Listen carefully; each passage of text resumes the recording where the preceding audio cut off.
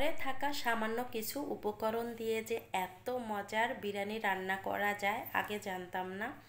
খেয়ে তো জামাই পুরাই ফিদা হয়ে গেছে, এমনকি আমার বাসার সকলেই খুব পছন্দ করেছে। আজকের চিকেন বিরিয়ানিটা একেবারে সহজ পদ্ধতিতে দেখাবো, যে কেউই তৈরি করতে পারবেন। চলুন মূল রেসিপিতে চলে যাই। প্রথমে আমি চুলায় চলে আসলাম। ফ্রাই প্যানে আগে থেকে তেল বসিয়ে দিয়েছি, তেলটা গরম হয়ে গেছে।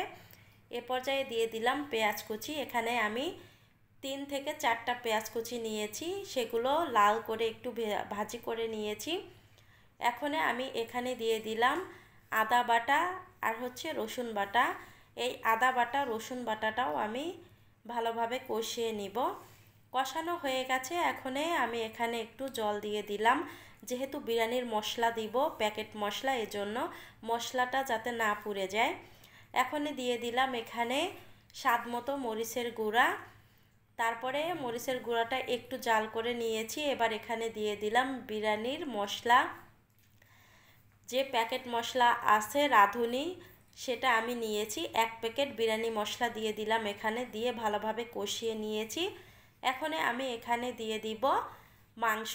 এখানে আমি মুরগির মাংস নিয়েছি 1.5 কেজি পরিমাণ। 1.5 কেজি পরিমাণ মাংস নিয়েছি আমি, আপনারা এখানে কম বেশি করে নিতে পারেন। এরপরে স্বাদ মতো লবণ দিয়ে ভালোভাবে মিশিয়ে আমি 2 থেকে 3 মিনিটের মতো জাল করে নিয়েছি। এখন আমি একটা ঢাকনা দিয়ে ঢেকে এটা রান্না করে নিব 5 মিনিটের মতো। 5 মিনিট পরে ফিরে আসলাম। দেখেন চিকেন থেকে যে জলটা ছেড়ে দিয়েছে, এই জলেই কিন্তু রান্নাটা হয়ে যাবে। এখানে কিন্তু আর জল অ্যাড করা লাগবে না। এখন এখানে আমি 2 চামচের মতো দিয়ে দিব টমেটো সস। অবশ্যই সসটা দিবেন, দেখবেন যে বিরিয়ানির টেস্ট বেড়ে গেছে। এরপরে আমি টমেটো সসটা মিশিয়ে ভালোভাবে আবারও ঢাকনা দিয়ে ঢেকে মাংসটা আরও 15 থেকে 20 মিনিট জাল করে নিব। 20 মিনিট পরে মাংসটা আমার রান্না করা হয়ে গেছে। দেখেন এখানে কিন্তু কোনো জল নেই, শুধু তেল ভেসে আছে। এখন এটা আমি নামিয়ে নিব চুলা থেকে।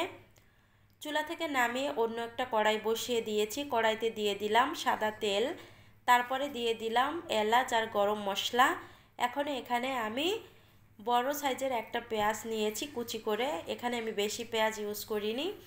এখন এই পেঁয়াজটা ভাজি করে নিব, আর এমনভাবে ভাজি করবেন যাতে পেঁয়াজটা না পুড়ে যায়, তাহলে কিন্তু কালারটা ভালো আসবে না বিরিয়ানির। এখন আমি এখানে দিয়ে দিলাম ধুয়ে রাখা চাল। এখানে আমি 400 গ্রামের মতো চাল নিয়েছি। আপনারা কিন্তু এখানে বাড়িয়ে বা কমিয়ে নিতে পারেন, তবে চালের দ্বিগুণ কিন্তু মাংসটা দিবেন, তাহলে কিন্তু বেশি খেতে ভালো হয়।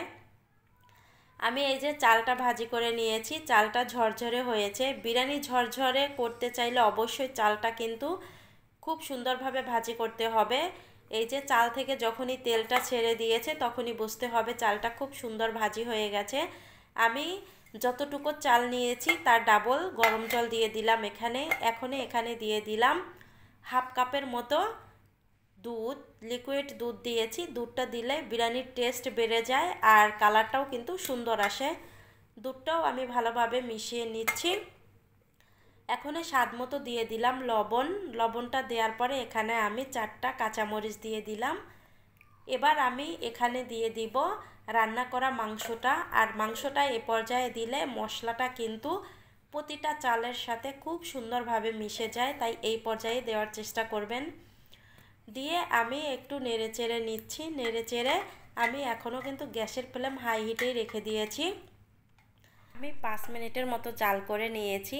এবার দেখেন এই যে চালগুলো কিন্তু 80% হয়ে গেছে। এবার সবগুলো চাল আমি এক জায়গায় করে একটা ঢাকনা দিয়ে 10 মিনিট দমে রেখে দিব।